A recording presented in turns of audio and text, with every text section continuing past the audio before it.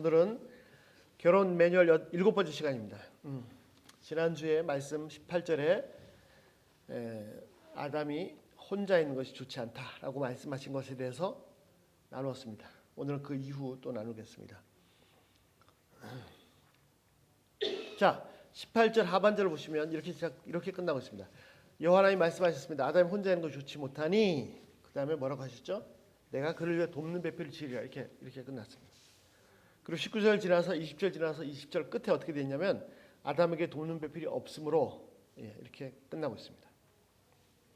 무슨 말이냐면 돕는 배필이 지으리라, 돕는 배필 지으리라, 돕는 배필이 없으므로 요 사이에 한 가지 사건이 기록되어 있습니다. 그래서 이 사건을 중심으로 앞뒤로 돕는 배필을 만들겠다, 돕는 배필이 없었다, 이렇게 기록되어 있습니다. 그러면 자, 19절과 20절 내용이 뭡니까? 19절과 20절 내용을 보시면 하나님께서 흙으로 각종 동물들을 지으셨습니다. 또 새들도 지으셨습니다. 그런데 이 지으신 동물들의 이름이 필요했습니다. 이름이 필요했어요. 그리고 이름을 지으시는데 지금까지처럼 하나님께서 직접 지으실 수 있으셨지만 이번에는 하나님께서 그 이름을 직접 짓지 않으시고 어떻게 하셨죠? 19절 보시면 하나님은 아담이 어떻게 이름 짓는가를 보고 싶으셨습니다. 아담이 이름 짓는 것을 보고 싶으셨습니다. 그래서 직접 이름을 짓지 않으시고 그 짐승들을 아담에게 데리고 오셨습니다. 그래서 아담이 그들의 이름을 하나 지었습니다. 자, 이름을 짓는다는 건 쉬운 일이 아닙니다. 이름은 곧 그 대상을 나타냅니다.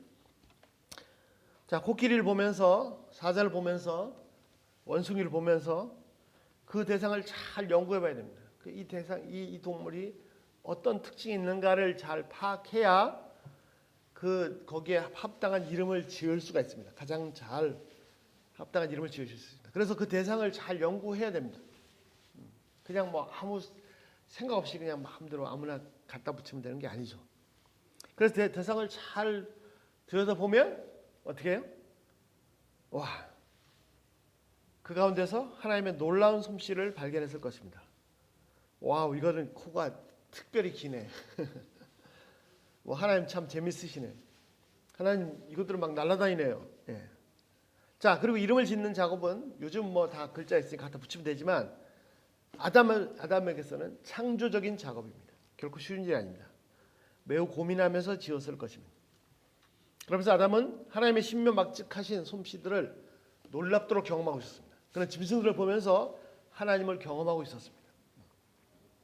자, 이름을 지었다는 건 무슨 말이죠? 이름을 지었다는 건 무슨 의미가 있냐면 언어가 있었다는 것입니다. 언어가 없으면 이름을 지을 필요 없죠.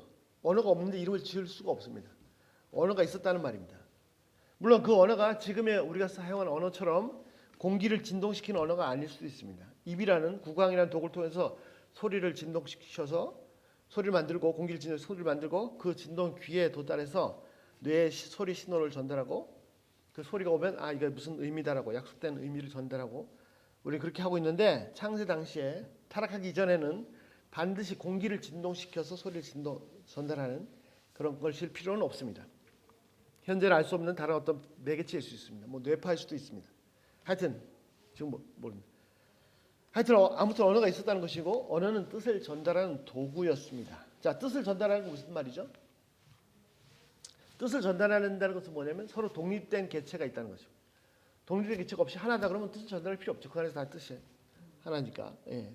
자, 독립된 개체가 있었다는 것입니다. 그렇지만 서로 독립되었지만 그럼 완전히 별개의 딴 세상 것이 아니라 뜻을 전달한다고요. 그건 무슨 뜻이죠? 독립되어 있지만 서로 뜻을 교환함으로 해서 서로 교통하는, 교제하는, 즉 요한일서 말씀처럼 사귐이 있는 독립된 개체들입니다. 독립된 개체, 독립된 인격이지만 혼자서는 존재할 수 없고 서로 사귐 가운데서 존재하는 개체들입니다. 이것이 사랑입니다. 독립된 존재이지만 혼자 존재할 수 없고 서로 주고받는 가운데 존재가 가능한 존재, 그게 사랑입니다. 정말 인간은 신비의 존재입니다. 인간만이 언어를 가지고 있습니다. 짐승들은 몸짓이나 소리로 언어가 아니라 소리로 서로의 감정을 전달하기도 합니다만 인간이 언어를 사용하는 것에 비하면 정말 없는 것과 마찬가지 정도로 미미합니다. 또한 하나님께서 인간과 소통하실 때도 어떻게 했죠? 인간의 언어를 사용하시기도 합니다. 인간이 하나님의 언어를 사용할 수 없으니까 인간의 언어를 사용하실 때도 있죠. 인간이 언어적 존재라는 사실은 인간은 비록 각자 독립된 인격체들이지만 결코 혼자 존재할 수 없고 서로 많은 것들을 주고받음으로써 존재가 가능한 존재, 사랑이라는 것입니다. 그리고 그 출발점은 하나님이십니다. 태초 하나님께서 가장 처음 하신 말씀은 뭐였습니까? 빛이 있으라. 그런 말씀이었습니다. 물론 이 언어는 조금 전에 말씀드린 것처럼 공기를 전동시켜 전하다는 그런 언어는 아닐 것입니다. 하나님께서 언어를 사용하셨다는 것은 무슨 의미냐면 하나님은 교통하시는 분이란 말입니다. 서로 사랑이시라는 뜻입니다. 하나님께서는 삼위일체 즉 한 분이시지만 세 분이시고 세 분이지만 한 분인 존재로서 서로 사귐을 나누십니다. 언어라는 것을 통해서 사귐을 가집니다. 물론 이 언어는 진짜 완전히 다른 차원의 언어일 것입니다. 이 사랑의 하나님, 사귐의 하나님, 언어적 하나님께서 하나님 삼위일체 하나님이 언어로 사귀실 뿐 아니라 당신께서 창조하신 그 창조물들과도 사귐을 갖기를 원하셨습니다. 즉 사랑의 교제를 원하셨습니다. 창조주께서 피조물을 그분의 엄청난 작품들을 사랑하셨습니다. 사귐을 갖기를 원하셨습니다. 그래서 모든 피조물 중에 특별한 존재, 즉 모든 피조물이 아니라 모든 피조물 중에서 유일하게 하나님과 사귐을 가진 존재 아담을 만드셨습니다. 그리고 그 아담을 인간을 통해서 하나님은 자연과 사귐을 갖기를 원하셨죠. 이 사귐을 갖는다는 것이 사랑입니다. 흙으로 만드시고 즉 피조물 중에 하나님처럼 만드셨지만 끝이 아니라 다른 피조물처럼 끝이 아니라 다른 동물처럼 끝이 아니라 거기에 하나님의 영을 불어넣으셔서 영을 가진 존재, 즉 하나님과도 사귈 수 있는 존재로 만드셨습니다.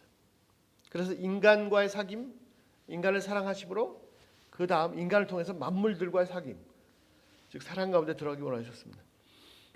인간에게 말씀하심으로 만물들에게도 말씀하시기를 원하셨습니다. 인간은 사회적 동물이라 합니다. 사귐의 존재라고 정의할 수 있습니다. 인간 개체를 독립적으로 떼어놓고 인간을 정의할 수 있는 방법은 없습니다.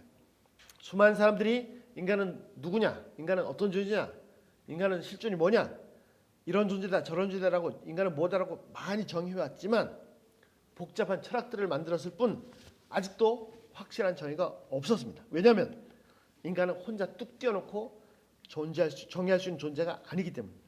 인간은 관계 속에서 정의가 가능합니다.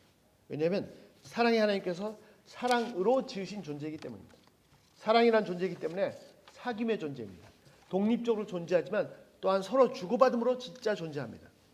그래서 인간은 사랑을 나눌 때 그 영혼에 만족이 있습니다. 사랑을 받을 때도 그렇지만 특별히 사랑을 줄 때 더 뿌듯합니다. 자신의 존재 가치가 최대한 발휘됩니다. 대만족이 있습니다. 왜냐하면 원래 사랑으로 지어진 존재, 독립됐지만 사귐 가운데 의존적인 존재이기 때문입니다. 그래서 사랑을 받고 사랑을 주지 못할 때, 사랑을 받기만 하고 주지 못할 때는 황폐해집니다. 왜냐하면 그 존재가 바로 사랑의 존재이기 때문입니다. 사단이 교만과 불신을 집어넣어서 인간이 하나님을 밀어내고 자아를 주장하기 시작하면서부터 죄가 쏟아져 나오기 시작했습니다. 그전에는 사랑이 쏟아져 나왔는데 사랑 대신 미움이 계속해서 쏟아져 나오기 시작합니다. 사랑의 반대말은 미움이 아닙니다. 사랑의 반대말은 자기 사랑입니다. 서로 사랑을 주고받은 존재인데 계속 자아만을 주장하니까 미움이 자라기 시작합니다.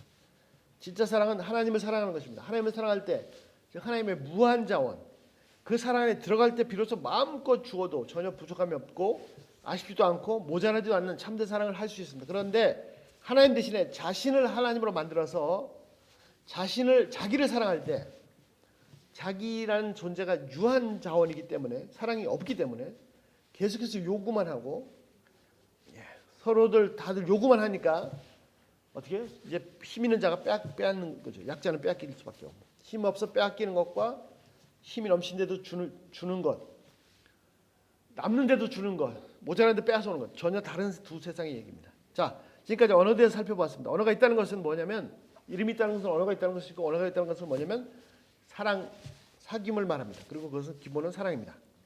자, 다시 본문 돌아갑니다. 아담이 각 들짐승마다 이름을 주었는데 왜 이름을 붙여주었습니까? 왜 하나님은 아담들에게 이름을 붙이라고 하셨죠? 왜 아담이 이름을 붙여야 됩니까? 왜 이름이 도대체 필요합니까? 왜 필요합니까? 누구에게 필요합니까? 예를 들어서 해나 달, 별들, 나무들 에게는 다른 것들에 대한 이름이 필요하지 않습니다. 왜냐하면 다른 것들을 인식하지 못하기 때문입니다. 구분하지도 못하기 때문입니다. 동물들도 인식은 하지만 그냥 인식할 뿐이지 이름을 사용하지는 않습니다. 오직 인간만 이름을 붙입니다. 이름을 붙인다는 것은 뭐냐면 그 존재가 눈에 안 보이더라도 내 기억 속에서 존재를 인식한다는 것입니다. 그래서 그 이름을 들으면 그 자리에 없어도 그를 떠올리고 웃고 울고 합니다. 자, 인식한다는 건 뭡니까? 무엇을 인식할 수 있다는 존재는 어떤 존재입니까? 이름으로 각 개체를 인식한다는 것은 구별한다는 뜻이고 각각이 다 나에게는 특별한 존재라는 의미입니다. 무생물인 달에게는 태양이나 지구나 산이나 바다나 이 하나하나를 다 다른 존재로 인식하지 못합니다. 아예 인식한다는 개념이 없습니다. 이에 비해서 짐승들은 그래도 각각은 조금을 인식합니다. 오직 인간만이 이름을 가지고 이름을 붙여주면서 각각을 특별하게 인식합니다. 자, 단순히 지각한다는 것과 특별하게 인식한다는 것은 다릅니다. 어떻게 다릅니까? 자, 원래 타락하기 전에 인간은 모든 것을 다 특별하게 인식하는 그런 존재였습니다. 와, 너 진짜 코가 어떻게 이렇게 길 수가 있냐. 그래, 내 이름은 코끼리다. 코끼리가 안 보여도 코끼리 생각하면 딱 떠오르죠. 너는 아주 특별한 존재다. 너는 특별한 하나님의 작품이다.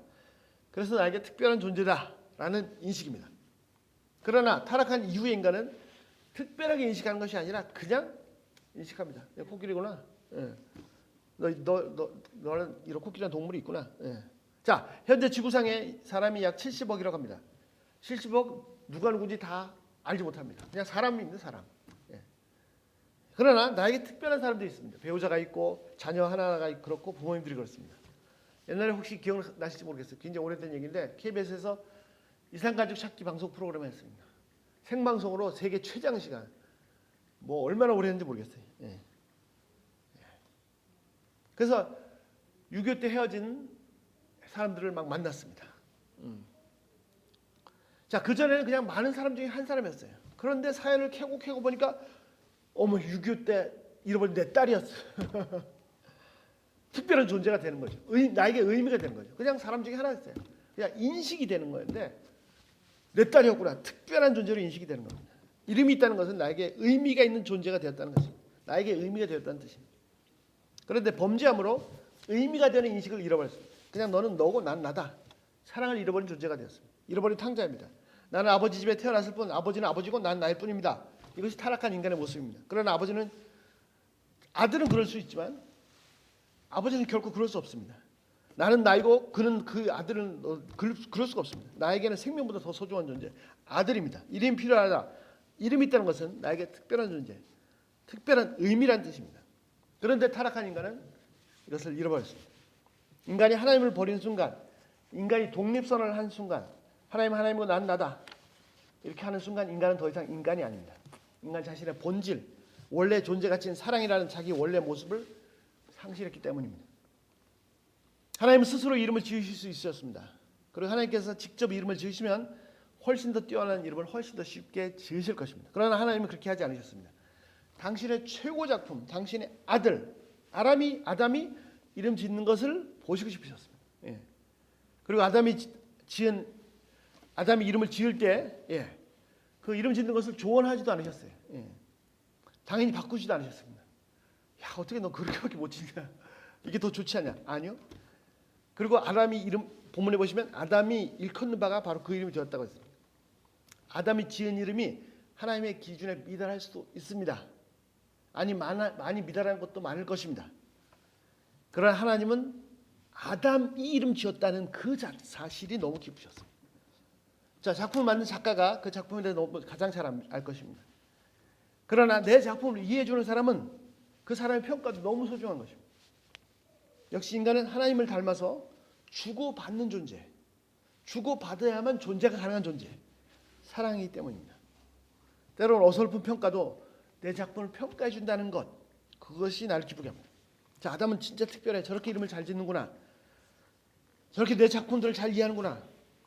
아담에게는 모든 피조물이 다 같은 것이 결코 아닙니다. 다 다른 것입니다. 심지어는 같아 보이는 것조차도 섬세하게 파헤쳐서 보면 그 작품들을, 하나님의 작품들을 감상해냅니다. 여기 하나님의 기쁨이 있습니다. 여기 하나님의 사랑이 있습니다. 여기 가운데 하나님의 영광을 받으십니다. 별들도 다 별이 아닙니다. 별들도 다 자기 이름을 가지고 있습니다. 아담에게는, 사람에게는, 특별히 하나님에게는. 하나님께서도 하나님도 당신 창조물에 대해서 가장 잘 아십니다. 그러나 아담의 이해를, 아담이 그 피조물 하나하나를 보시고 고민하고 감상하고 묵상하고 하나님을 기뻐하고, 그래서 이름 붙이는 이것을 기뻐하셨습니다. 가장 탁월한 피조물, 인간의 활동을 너무나 기뻐했습니다.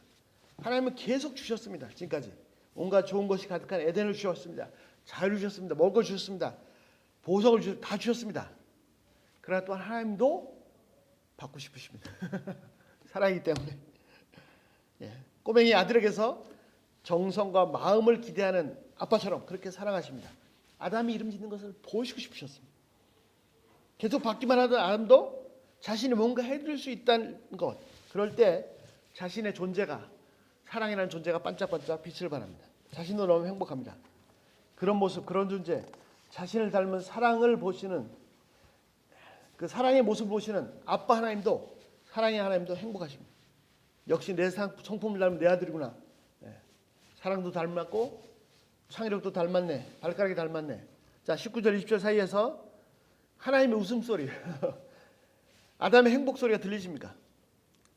사랑들이 조용하면서도 왕성하게 활동하는 소리, 행복에 터지는 소리가 들리십니까? 그런데 뭐죠? 그런데 아담이 혼자구나. 돕는 존재가 있었으면 훨씬 더 좋았겠다. 낑낑거리면서 혼자 낑낑대고 있구나. 혼자 고민하고 있구나. 그냥 내가 도와줘 버릴까? 내가 해결해 볼까? 아니지. 옆에서 A4 용지라도 같이 들어줄 존재가 있다면 정말 좋겠다. 정말 아름답겠다. 하나님께서 사랑하시지만 또 하나님을 사랑하고 하나님과 사랑의 사귐 가운데 있지만 자신과 동등한 위치, 자신과 동일한 존재인 사랑의 대상이 필요합니다. 하나님과의 사랑 가운데도 있지만, 그런데 이 사랑은 언제 가능합니까? 이 사랑은 뭘 기초로 합니까? 돕는 위치에 있을 때 참된 사랑이 될 수 있습니다. 즉 하나님의 영광과 기쁨을 위해서 하나님을 섬기는 그 일이 기초가 되고, 하나님을 사랑하는 것이 기초가 되어서 이 일을 돕는, 즉 하나님과의 사랑의 사귐 가운데서 서로 돕는, 서로 사랑하는 존재가 필요합니다. 자, 인간은 첫째, 하나님께는 하나님과 사랑하고 하나님과의 사귐의 존재입니다. 둘째, 다른 사람에게는 마찬가지로 서로 사랑하며 사귀는 존재이지만 그 기초가 필요한데, 그 기초는 뭐냐면 하나님을 사랑하고 섬기는 상태에서 서로 의미 있는 사랑의 사귐의 존재가 됩니다. 하나님께 참된 의미와 가치가 될 때 서로에게 의미와 가치가 되는 것입니다. 한 사람이 하나님 앞에서 그 사람의 가치를, 하나님과 사랑의 교제 안에서 그 사람의 아름다움을 발견할 때 비로소 다른 사람과도 의미가 되고 나에게 귀중한 사람이 된다는 것입니다. 하나님 앞에서 존재 가치를 발견할 때 서로에게 의미 있는 존재가 됩니다. 인간의 최고로 아름다운 모습은 하나님께 충성하는 모습입니다. 하나님께 헌신하고 순종하는 모습입니다. 하나님의 영광을 위해 최선을 다하는 모습입니다. 즉 하나님을 사랑하는 모습입니다.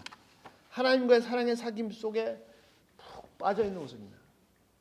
배우자가 뭐 키가 크고 늘씬하고 아니면 나를 비치도록 사랑하고, 그것보다도 내 배우자가 하나님과의 사랑에 푹 빠져있을 때 그 모습이 너무나 아름답고 거룩하고 복된 것입니다. 왜? 이 모습이 얼마나 아름다운지 모릅니다. 왜? 원래 그렇게 지음받은 존재이기 때문에. 이것이 원래 인간의 실존입니다. 키가 크고 멋지고 팔등신 미인보다도 훨씬 더 아름다운 모습입니다.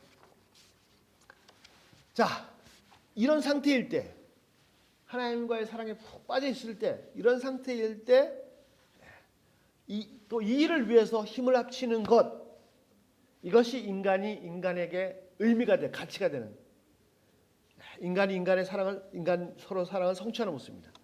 존재 가치, 존재 이유, 존재 목적입니다. 자아 발현, 자기 성취입니다. 하나님은 사랑이십니다. 그래서 사랑인 인간을 창조하셨습니다. 사랑인 인간을 잉태하고 출산하였습니다. 인간은 하나님께 충성하고 헌신하고 순종함으로 하나님을 사랑합니다. 그럴 때 인간은 하나님께 값진 사랑, 값진 존재, 귀한 존재가 됩니다. 그리고 이것을 기초로 해서 자, 인간은 인간에게 비로소 나한테 진짜 가치를, 의미를 찾을 수 있습니다. 하나님께 충성하고 헌신하는 것, 하나님을 사랑하는 것에 힘을 합칠 때, 힘을 모을 때 인간은 비로소 인간에게 진짜 값진 존재, 사랑의 존재가 됩니다. 하나님을 사랑하는 일에 함께 도울 때 비로소 한 사람은 나에게 의미가 됩니다. 서로 가치가 빛을 발합니다. 타락한 인간은 이 모든 사랑을 잃어버렸습니다. 서로 사랑해 달라고만 합니다. 그래서 어떻게 해요? 서로 달라고만 하는 사람들만 있으니까 뭐 어떻게 해요? 상처만 주죠. 사랑이란 원래 자기 얼굴을 잃어버렸습니다. 사랑의 원래 얼굴은 뭡니까? 주는 것입니다. 자기 얼굴을 잃어버리고 미움만 남았습니다. 괴물이 되었습니다. 인간 사이에 사랑한다고 하면서 서로 파괴만 하고 있습니다. 하나님은 이 타락한 인간에게서 망가진 인간의 형상을 잃어버린 인간에게서 더 이상 사랑받지 못하시고 대신 이제 상처만 계속 받으시고 계속 상처받으시고 또 상처받으시다가 결국 파괴당하셨습니다. 십자가에서 하나님의 심장이 터져버렸습니다. 하나님의 사랑이 난도질을 당했습니다. 그리고 하나님께서 그렇게 처참하게 파괴를 당하시자 비로소 탕자가 정신이 돌아왔습니다. 진짜 참사랑이 무엇인지를 깨달았습니다. 하나님의 원래 얼굴을 다시 주셨던 원래 형상을, 얼굴을 다시 찾았습니다. 자신의 원래 모습이 무엇인지를 깨닫게 되니까, 자신의 원래 모습이 무엇이었다는 걸 깨닫게 되니까 자기 모습이 다 일그러진 괴물이라는 것을 깨닫게 된 것이에요. 죄인인 것을 발견하게 된 것이에요. 그래서 십자가 앞에서 탕자가 정신을 차리고 십자가 앞에서 다시 탕자인 인간이 하나님께로 돌아갈 길을 발견했습니다. 원래 사랑의 얼굴을 다 잃어버린 괴물의 모습이지만, 죄인의 모습이지만 아버지 집에서 종처럼 여기셔도 감사하니까 자, 이제 돌아갑니다. 정리합니다. 인간은 하나님의 형상을 가진 유일한 피조물입니다. 그 얼굴이 하나님의 얼굴처럼 사랑입니다. 그래서 혼자만 존재할 수가 없습니다. 인간이란 독립된 개체만 생각하고 인간 존재를 규정하고 인간의 모습을 찾는 모든 시도는 다 헛된 것입니다. 그래서 첫째, 하나님과의 관계에서 하나님과의 사랑 속에 사귐이 있을 때 자신의 진짜 얼굴을, 진짜 의미를 발견합니다. 둘째, 이 속에서 이 일을 기초로, 이 일을 중심으로 하나님을 사랑하는 것, 하나님께 순종하고 충성하고 헌신하는 것, 하나님의 영광과 기회를 위해서 일하는 것, 하나님의 영광과 기쁨을 위해서 이 일을 함께 도울 때 비로소 두 사람 사이에 사랑의 관계가, 사랑의 사귐이 시작됩니다. 서로의 모습에 대견하고 아름다워하고 황홀해하면서 인간이 무엇인지, 인생의 의미가 무엇인지를 깨닫습니다. 그 영혼이 만족에 넘쳐납니다. 자, 인간은 태어나면서부터 무엇인가를 찾아다닙니다. 누군가를 찾아다닙니다. 나는 누구인가? 나는 왜 존재하는가? 나는 어디서부터 와서 어디로 가는가? 그래서 계속 누군가를 찾습니다. 첫째, 하나님을 만나기 전까지는 안식이 없고 그 방황이 끝나지 않습니다. 하나님만 만나기 전까지는 자신의 원래 모습을, 얼굴을 무엇인지를 알 수가 없습니다. 자신의 원래 모습을 찾을 수가 없습니다. 둘째, 하나님을 찾으면 하나님의 형상을, 원래 자기 모습을 회복할 수 있습니다. 그 다음 아버지처럼, 즉 하나님처럼 그 얼굴을 회복할 때 다른 사람을 사랑하는 것이 가능합니다. 그렇게 하나님의 사랑을 받고 하나님을 사랑하면서 이 일을 함께하는, 이 일에 힘을 합치는, 그럴 때 다른 사람들이 사랑스럽고 다른 사람을 사랑하게 되고, 그래서 비로소 인간이 자신의 모습을 완전히 회복하고 자신의 가치로 뿌듯해집니다. 자, 사랑은 상대방이 존재하니까 내가 존재합니다. 내가 존재하니까 상대방이 존재하는 것이 아니고 사랑은 상대방이 있음으로써 내가 행복합니다. 사랑은 상대방이 행복함으로써 내 존재의 의미를 발견합니다. 상대방을 밟고 짓누르고 올라섬으로 행복한 것이 아니고 이것이 세상에서 가르치는 논리죠. 빨리빨리 능력을 키워라. 그래서 다른 사람들 짓밟고 올라서야 된다. 그래서 성공한다. No. 오히려 사랑은 밟고 짓눌리고 밟히고 짓눌리고 내려감으로써 행복합니다. 사랑이란 자기 존재를 확인합니다. 자, 인간은 하나님이 존재하심으로 존재합니다.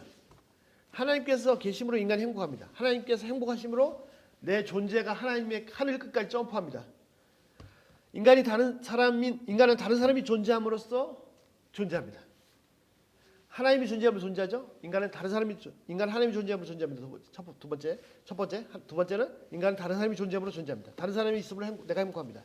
다른 사람이 행복함으로 내 존재의 가치를 발견합니다. 그래서 하나님은 아담이 혼자 있는 것을 좋지 않다 하셨습니다. 그래서 하나님은 아담을 위해 돕는 배필을 지었습니다. 그래서 하나님은 사랑이 혼자 있는 것을 좋지 않다 하셨습니다. 그래서 하나님은 사랑을 위해서 그 사랑의 대상을 만드셨습니다. 아멘. 기도하겠습니다.